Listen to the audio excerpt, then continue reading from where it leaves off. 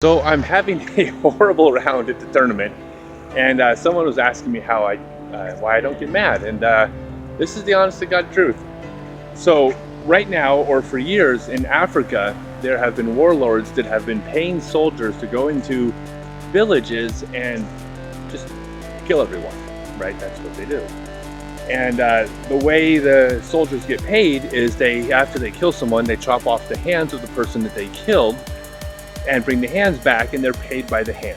Now, some of these soldiers have hearts of gold, and so they opt to spare some of these villagers' lives, and all they do is just chop off these villagers' hands, just hold them down and chop off the hands, bring them back, getting paid for every hand they bring back. And this hasn't happened once or twice. This is literally, there are thousands of people in Africa who have had their hands chopped off while fully conscious and not anesthetized or anything. And I literally don't understand how I could possibly get mad when I'm in a park and my frisbee hits a tree, when there are people without hands in Africa.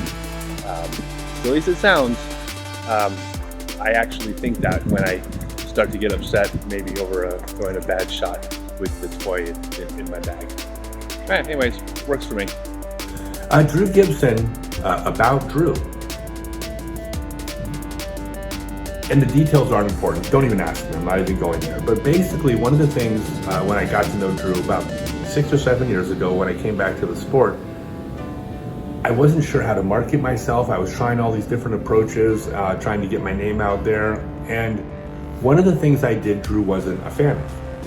And I'm sure a lot of players weren't fans of. And it wasn't that important to me because I'm promoting me and my brand, right? I mean, I had an agenda, business agenda for what I was doing. Nothing malicious or harmful, I felt, but I was doing stuff my way. He didn't appreciate it. He didn't think it was good for disc golf.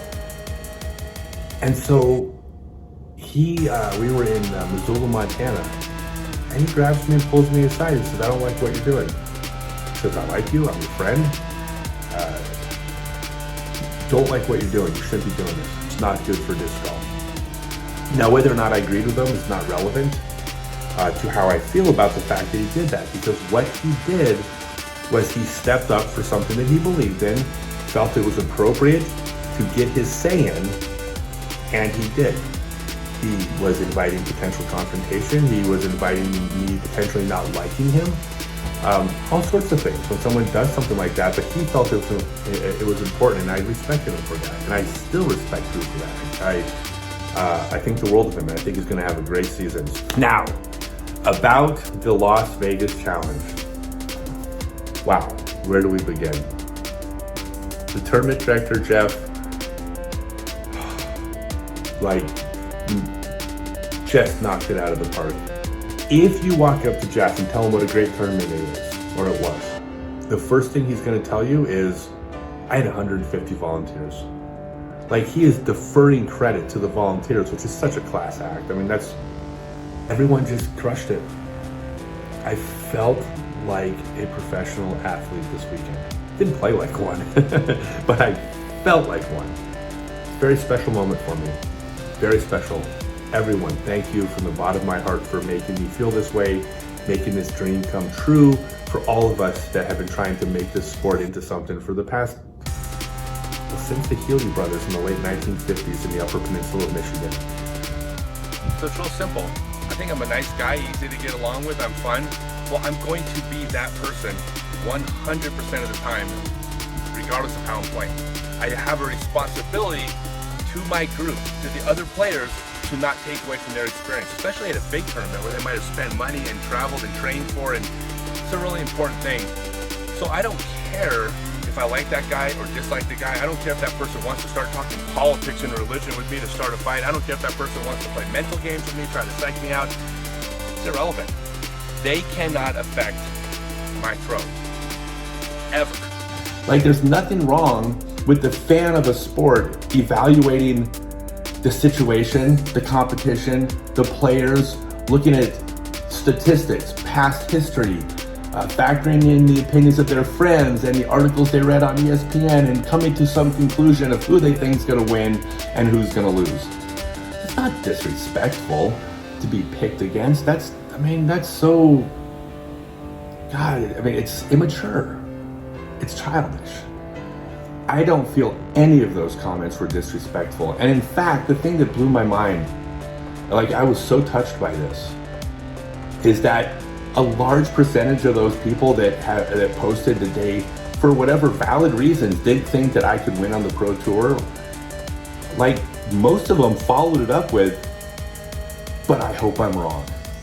Or I really am rooting for him. Or nothing would make me happier than to see him succeed. And I couldn't believe that. I mean, it truly warmed my heart that it really feels like everyone's rooting for me. In my experience, what most realists are pessimists who use objective reality or rational thought as a way of being negative. Because I think it's okay to live in a little bit of a make-believe world. And just being a realist is a recipe for being miserable. Truly is. Like, if I was a realist, like, my ego today isn't going to mean much because I'll be dead someday. And if I was being a realist, a 1030 something right around today doesn't mean anything, because look at what's going on 10,000 miles away, like the horrific things that are just happening in the world. Like, you can be a realist as just an excuse to be negative. I'm not saying you, but I think you can spin that. I don't think it's bad to be an optimist and even to be self-aware that you're being delusional.